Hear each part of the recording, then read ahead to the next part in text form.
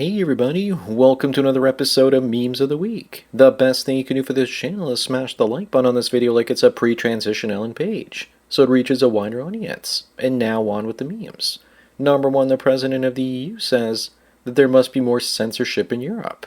Of course they need more censorship, because women are losing their monopoly and men are using the internet to figure out female nature.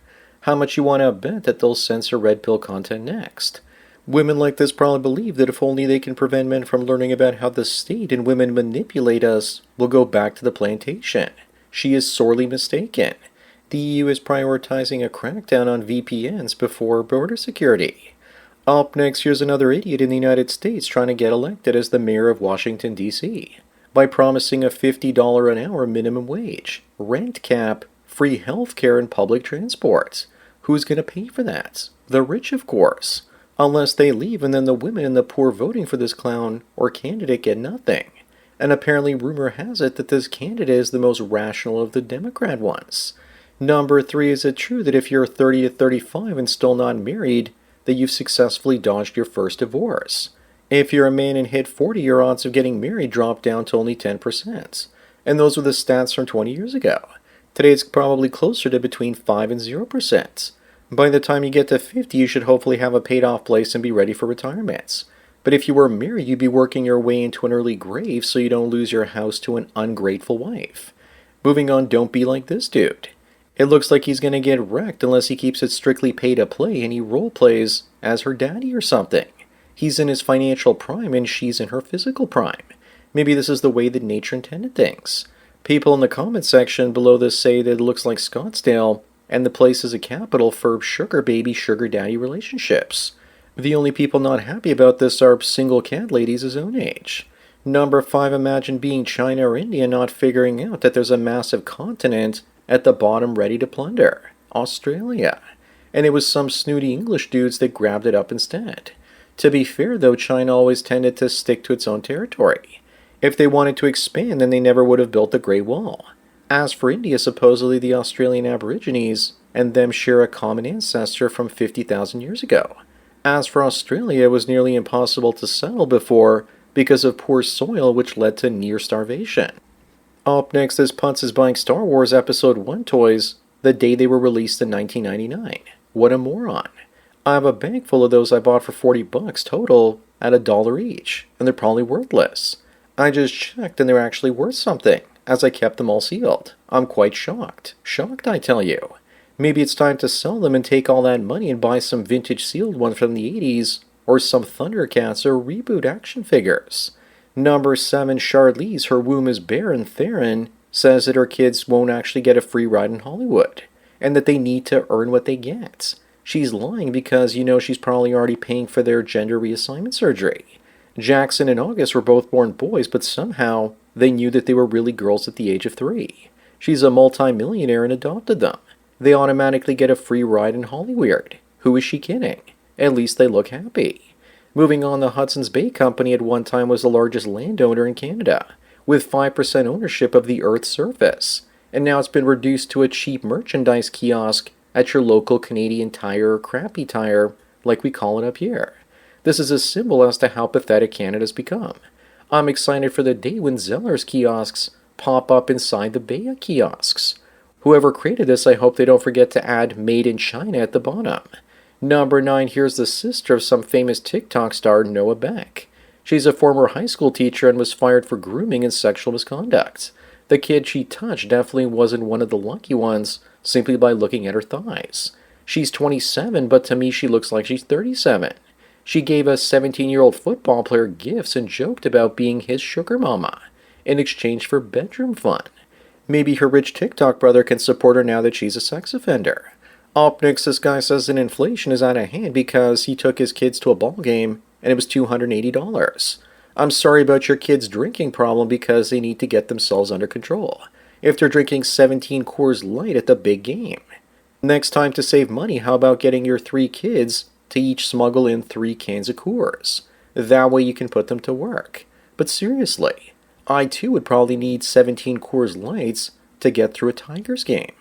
Number 11, corporations wouldn't give their employees pizza as a reward for a good job if it didn't work. They say that employees feel better getting some pizza instead of even a promotion or bonus pay, and it seems to be used as a strategy to convince them to not form a union. I know that correlation doesn't always equal causation, but I find it suspicious that unions dramatically declined once bosses started handing out pizza to their employees. Moving on, now that Spirit Airways has filed for bankruptcy, people are saying this is the only person who can actually save them. I would agree, but unfortunately, you can only put her on one plane at a time. And I don't know about you, but I didn't even know that Spirit Airways even existed until they went broke. Maybe that's why it happened, because they didn't promote themselves enough. Maybe Sweeney here can still rescue the brand by renaming it Sweeney Airlines or something. Number 13, remember the good old days of gaming 25 years ago when there were no accounts, logins, or patches. It was just pure gameplay. I still have a PS2 and I used to play GameCube, but I never played Xbox or Dreamcast.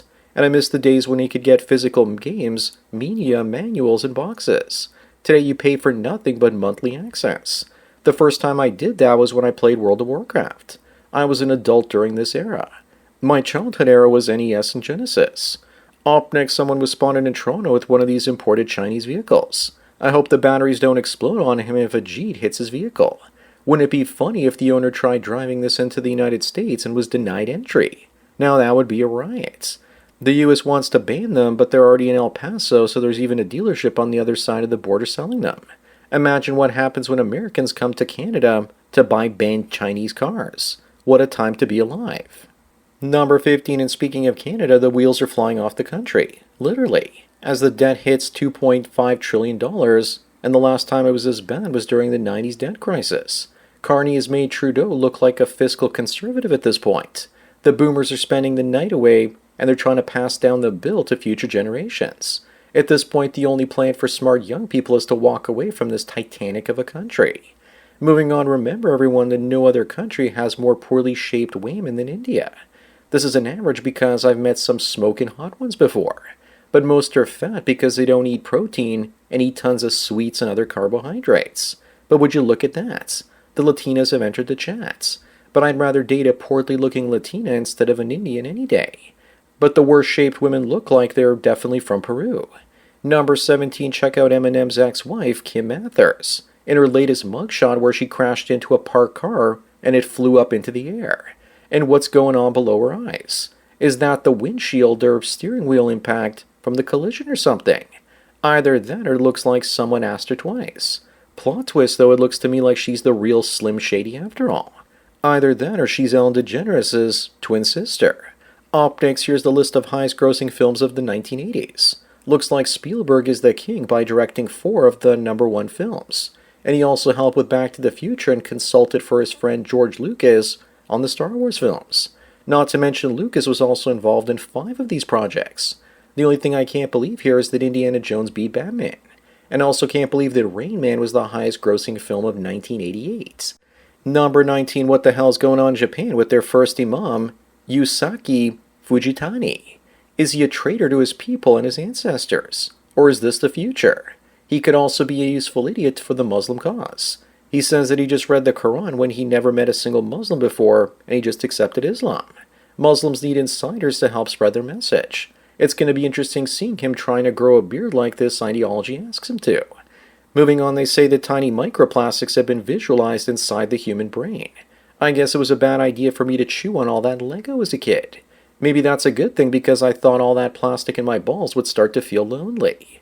Odds are some of us have roughly a spoon's worth of microplastics inside of us, and we have no idea. Remember that inside of us is all a little bit of Barbie. Number 21, is it true that most people were conquered by the church of woke and inflation without them even firing a single shot? This looks pretty correct, but it makes me wonder what the hell happened in the 2020s. That all those microplastics turn everyone gay or something. I'm also thinking that the 2030s are probably going to be looking something like this. I'm sure it won't be all that bad so long as there's a heated communal shower on site. Up next, enough people signed the petition in Alberta for it to have an independence referendum. Looks like Canada's about to face some good times ahead if Alberta votes for and wins independence. It's going to be interesting to see what the rightful owner of Canada, Prince Charles, is going to do about this. Is he going to go all 1776 on that province, or just let it leave and join America? If Alberta leaves, then other provinces will leave, and join the United States. Donald Trump will get Canada without even having to fire his shots. Number 23, here's another one of those graphics that looks like a news story, but who knows if it even is. Because it's saying the more you hang out with your mom, the longer she's going to live. What is that? Is mom some kind of life force or attention vampire? Many mothers tend to make your blood boil, and when they do, you can see the smile in their eyes, as they make you anxious or angry, and that makes them happy because it proves that you still love them enough to let them get to you. Moving on, the Wall Street Journal is wondering what's going to happen to Europeans when they find out how poor they are. Nothing, because it's happened slowly and they've been sedated by their digital devices. If the UK was in the United States, economically it would be 51st after Mississippi and Alabama, with regards to prosperity. Also, Europeans have other things that add quality of life like historic town centers, decent public transit, and better social welfare safety nets than the United States. In part, that's why they're poor, because their taxes need to pay for all that. Number 25 and the last one, northwest of Toronto, is the city of Brampton, or Bangladesh as many Canadians have christened it, because of its massive South Asian population, i.e. Indians. In 1990, it was 90% white, and today it's only 20% white. That's only 36 years. It's probably closer to 15% now because this is taken in 2021. There's even talk there that Brampton should become an official colony of India. Technically, it already is. It's also the mortgage fraud capital of Canada. Gee, I wonder why. So that's it for another Memes of the Week. Please give this video a like to push it up in the algorithm and so new viewers can find it. If you enjoyed this series and want me to keep making it, then donate at the PayPal and Subscribe Star links. Anyways, enjoy the rest of your day, and cheers.